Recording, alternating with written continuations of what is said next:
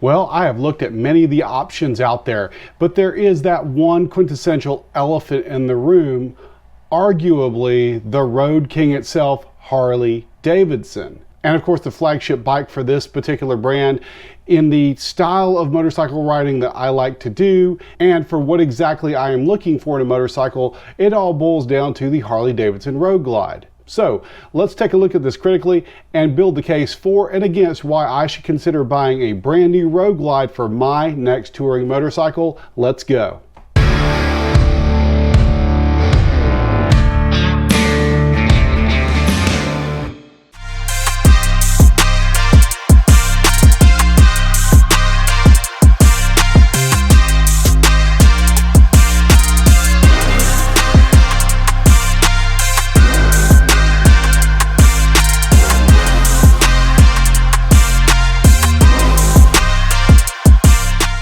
Now, one of the major selling points on the brand new Harley-Davidson motorcycles, and this has only been true for the last couple of years, is that all of the lights on this bike are LED. Every single one of them. That's an upgrade that they've made to try to boost the value of their bikes. But maybe you have an older Harley-Davidson, you don't have all LED lights, and you want to upgrade your lighting options, or maybe you want to throw some extra lights on your bike. Eagle Lights has got you covered. They've got all kinds of lights for Harley-Davidson motorcycles, Indian motorcycles, Kawasaki. The list goes so on and so forth. If you go to eaglelights.com, use promo code Burroughs Point at checkout to save 15% off your total order. That's promo code Burroughs Point, or use the link in the description below. It helps to support the channel, helps me to continue to create awesome quality content for y'all to consume. I appreciate the support. Go check them out. It's the same company I used to upgrade the lights on my Kawasaki Vulcan Voyager. I'm not disappointed. I don't think you'll be either. So Harley-Davidson, the quintessential motor company, known as the motor company, I mean, that's how long they've been around. They have permeated just about every facet of motorcycle life. And they've got, unless you've been living under a rock for the last X amount of years, right? Last 100 years or so, right? They've got Harley-Davidson branded everything, bikes, parts, accessories. They are so ingrained and so baked into the motorcycle culture. When people talk about bikes, cruiser style motorcycles generally, they have permeated the culture so much. They are to the motorcycle world what I would call to the beverage world, when I talk about a fizzy, bubbly, sweet drink, what some people call pop, other people call soda, I call Coke, right? They are the Coke of the soda world. When you look at a random generic motorcycle out there, people go, hey, look at that Harley out there, right? They are so ingrained in the motorcycle world, it's insane. They've done an excellent job of branding. That's all branding, really, what it boils down to. And they offer, for what I'm looking for in the quintessential touring bike, something that I can sit on and eat miles and be comfortable in doing so. They offer one of the flagship offerings in this lineup, in this classification. The bike specifically that I'm looking at is the Harley-Davidson Road Glide. It is made to sit back, eat miles, and be comfortable while doing so. And this bike is very accessible. There's literally an accessory for every part of this bike to make it your own. But let's go through the points of why I should consider one, why I shouldn't consider one, and go through some final thoughts, especially since I had the chance to ride one when I was over at Road Atlanta and had the opportunity to take advantage of the Harley-Davidson demo truck. So what we just talked about, the unmistakable Harley-Davidson culture. This bike is, like I said, baked into biker culture. It permeates all aspects of biker culture. So if you were to buy a Harley-Davidson, you're getting into the in club. You are going to be one of them. When you roll up on a Harley, the entire scene, hey, he's one of us or she's one of us. There is that brand prestige. It's been around for over 100 years. The iconic potato, potato, potato sound. The world's largest rider community in Hog, or one of the world's largest rider communities. I'm going to get flamed in the comments for that one. They are dominant in the culture. There's no doubt about it. Whether you like Harley-Davidson or hate Harley-Davidson, you've got to admit that point. That notwithstanding, though, if you want to look just at the bike, the new Milwaukee-Eight engine that's just come out. This Milwaukee-Eight is not like the engines of old. There's been a ton of engineering that's gone into this engine. There's been a ton of R&D. They've taken a look at what works, taken a look at what doesn't work, and tried to engineer this engine to where it will be the next generation. It is the next generational leap of Harley-Davidson motorcycles while still staying true to the old tradition. I can hear it now. Well, why don't they just make a better engine? Why don't they make it water cooled? I get all that, right? But Harley-Davidson is Harley-Davidson because of the heritage that's gone into their motorcycles, the engineering styles that have gone into their motorcycles. So they have to engineer a new engine that harkens back to the old ones. They can't just create something out of whole cloth.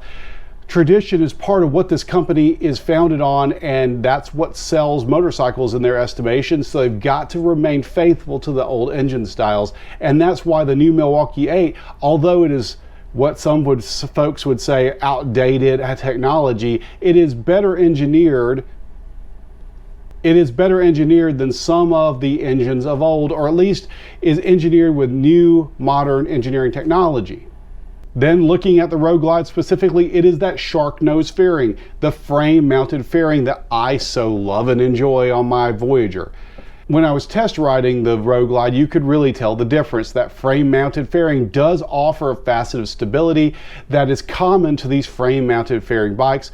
I really like my frame mounted fairing on my Voyager. I liked the Road Glide frame mounted fairing. It's stable, it cuts the wind. I really enjoyed it. And it is well known that this type of fairing provides a lot of wind protection for those long distance riders who like to eat a lot of miles.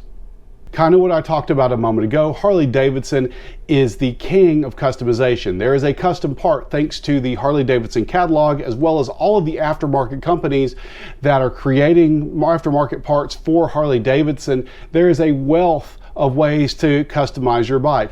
You literally can make your bike whatever you want it to be thanks to the vast factory aftermarket and aftermarket parts that are available for your motorcycle, specifically the Road Glide. And one of the reasons why is Road Glide, this bike has remained largely with incremental changes, but there's been a faithful adherence to the Road Glide. So not only does Harley-Davidson itself make aftermarket parts for this bike, but the aftermarket companies that dive into this and that invest R&D into these bikes or making these parts, they feel comfortable in doing so because Harley-Davidson has been around for so long and has been faithful to this model type. So these aftermarket companies feel pretty great about pouring R&D dollars into designing aftermarket parts for this bike because one, they know the bike is not going anywhere, and two, there is such a demand for those parts. You can stage one it, you can change out the cams, you can do whatever you want to it, or you can make comfort upgrades. Floorboards, foot pegs, new tour packs if you don't like the one that comes on it. I mean, just all kinds of ways that you can make this bike your own. And this is in stark contrast to some of the other brands. When you look at the Vulcan Voyager or the R18, these brands, either one, on the Voyager, it's a shrinking aftermarket because the aftermarket companies are getting skittish about pouring more R&D dollars into this bike. The R18, it's been around for so small of a time, they haven't had a chance to really build up their aftermarket. And probably the same can be said for Indian. Aftermarket companies are slow to get on because they want to know whether their R&D dollars are best spent trying to create an aftermarket for this bike or not. Now, true, there are a few aftermarket companies that have jumped on this bandwagon early. The Indian aftermarket scene is getting better and better, but Harley-Davidson takes the cake, hands down. One of the biggest selling points on the new Road Glide is the technology. Harley-Davidson has gone all in on the technology on this bike, introducing a great big old display screen, ditching analog gauges and going for a all digital display on their newest Road Glide models. The technology on this bike is vast and great. Everything is electronic, everything is digital.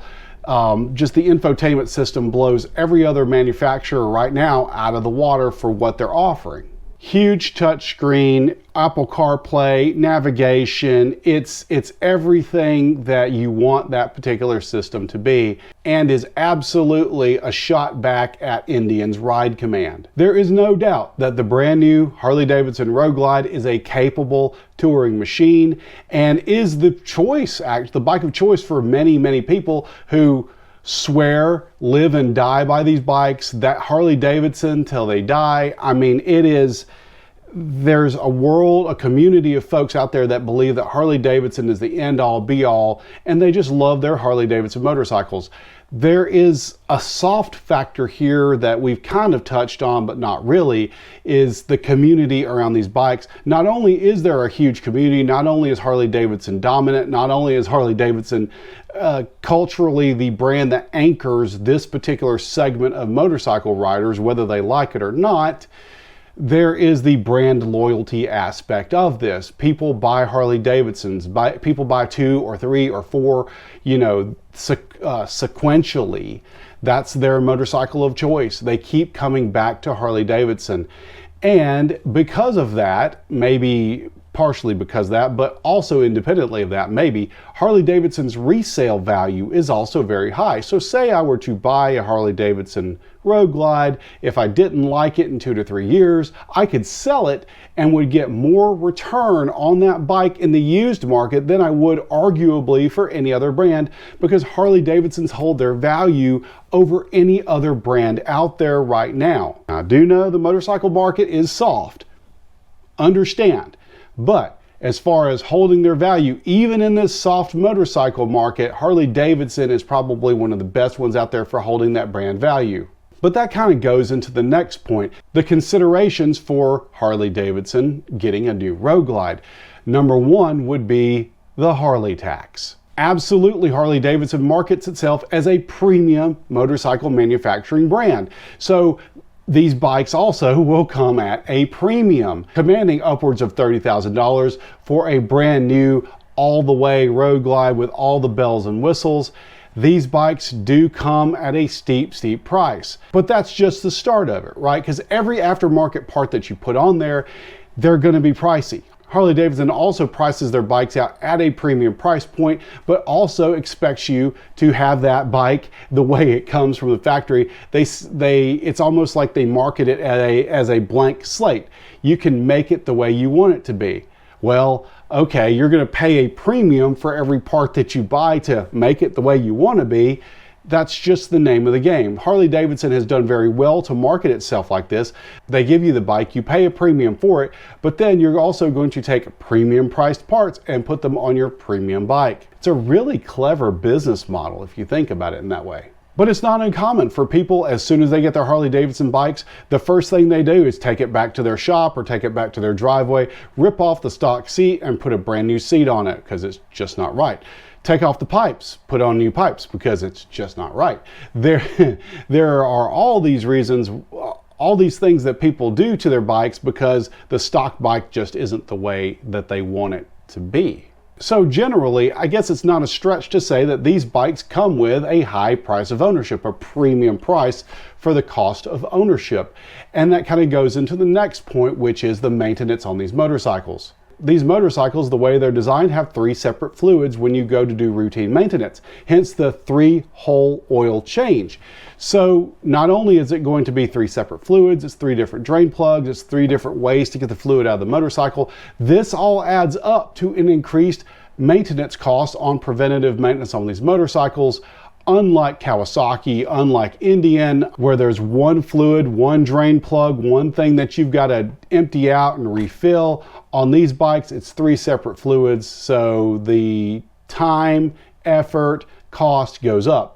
Even if you were to do it yourself, you're still getting 3 different fluids, draining 3 different ways, so it's still a time suck as well. And dealer service, if you go to the dealership, they will charge you the labor to do that 3-hole oil change. Which, don't get me wrong, the dealerships, there's a ton of Harley-Davidson dealerships out there, and a lot of them provide an essential service to Harley-Davidson riders. And what's great is when you're on a Harley-Davidson motorcycle and you're on a road trip, you can pull into any one of these dealers and they will get you fixed up squared away. But But the parts and the service at these dealerships come at a premium usually over that of other brands, especially that of Kawasaki. But that also leads to my next point, which is the perceived reliability of these motorcycles. Now, it's true, Harley-Davidson has got a brand new engine out in the Milwaukee-Eight. They've put a lot of work, a lot of R&D into making this engine the way it's supposed to be. Yet there and again, there are a few people out there who complain about problems with the new Milwaukee-Eight engine. There's some questions about sumping, whether the engine's pulling, going back to those 3 separate fluids that we talked about earlier. They're pulling one fluid from one case to another. It's just there's some issues coming out with this new Milwaukee-Eight engine. But there's that old adage, it's not a Harley-Davidson if it doesn't leak oil. There are certain things about Harley-Davidson, the ghosts that haunt this brand from its past. The issues with the old 88 cubic inch engine, all these ghosts that haunt Harley-Davidson from their past. There's that perceived reliability issue with these motorcycles. Well, if you buy a Harley, it's going to spend more time in the shop than it's going to spend on the road. Or yeah, my buddy bought a Harley-Davidson and he gets to ride it every so often and I ride more than he does because, well, his bike's in the shop more often. There's all these perceived reliability issues. Now, this is a modern motorcycle, and because it's a modern motorcycle, they're considered to be a little bit more reliable than the motorcycles of old. I get that. And I'm not saying that Harley-Davidson isn't reliable. I'm saying that there's a perceived air of unreliability. That, for better or worse, that rumor's out there. Now, absolutely, this bike, when it comes to the fit and finish, when it comes to paint quality, when it comes to parts quality, she is a premium motorcycle. There's something about it. I would say up next to the BMW, they are pretty good on their fit and finish. Everything looks like it's the way it's supposed to be. Everything looks solid on these motorcycles. So there's an argument there of whether it does justify the premium price tag on it. Yeah, probably. I mean, these bikes are works of art all in their own. It's just the American take on it. And now let's call back to a point that I raised earlier, the community around these motorcycles. Now, I've seen some people, there's comments that are out there that are on some of my other videos. They talk about the Harley-Davidson community. And there's people out there that just feel the way they feel about the Harley-Davidson community. And there's comments out there on some of my other videos that say, well, I wouldn't want to buy a Harley-Davidson because I just don't like the tough guy attitude that goes with Harley-Davidson riders. And there is that. There's that tough guy BA attitude. And some people just don't want to be associated with that. They don't feel that way. And they feel like there's this air of getting painted with the same brush as some of these other folks. They just don't want any part of that. And I can respect that. And for me, it's not really consideration. I don't care what other people do when they ride a particular brand's motorcycles. That's their thing. I'm just looking at the right bike for me. But some people can feel that way. So when I had a chance to ride the Road Glide at Moto America, I was very impressed with this motorcycle. Now, this is the iconic motorcycle. I've seen all kinds of other folks ride it. People I know ride them. They're great bikes. I really wanted to get my hands on one. And I had the opportunity to ride the long haul package on the Harley-Davidson. It is all it's cracked up to be. The front display is massive and very, very well put together. It doesn't look cheap at all. Nothing on this bike feels cheap or flimsy or anything like that. The bike feels solid. It was very well balanced. I got a chance to kind of go out on it. It was everything I expected it to be. It was powerful, it was comfortable, all of the above. Now, one thing I did notice is that the stock seat was a lot better than that on my Voyager stock seat. I don't know what it is. I still want to replace the stock seat on my Voyager, and I probably would still replace the stock seat on the Road Glide, but I guess that may be due to age. I'm not sure. It is a 12 Voyager, so she's been around for a little while. But the point that I'm trying to make is this bike felt comfortable out of the box, and I really had no qualms in riding it. The only problem I had with it is the clutch pull on it. Now, the clutch pull on this bike is insane. It takes a good bit to kind of squeeze that clutch. And for some folks who have like carpal tunnel or some kind of grip issues, I can see that being a problem for some folks. Or alternatively, if I was in and out of traffic, oh my goodness, I couldn't imagine it. So yes, the clutch pull on it is kind of crazy. I probably would need to do something to upgrade that. But all in all, I really liked the Road Glide. I liked riding it. Seemed like a pretty put together bike, and would not have a problem at all seeing myself riding a Road Glide for my next touring motorcycle. All in all, the Harley-Davidson Road Glide is an iconic bike that's been out there on the road. A lot of people ride it, a lot of people love it, and it provides a solid option for me to consider when I'm looking at my next touring motorcycle. So what do you guys think? Do any of you own a Harley-Davidson Road Glide? What is your ownership experience? Would you recommend someone who's never ridden a Harley-Davidson before, who has not lived with it on a daily basis? Would you recommend them buy a brand new Harley-Davidson Road Glide?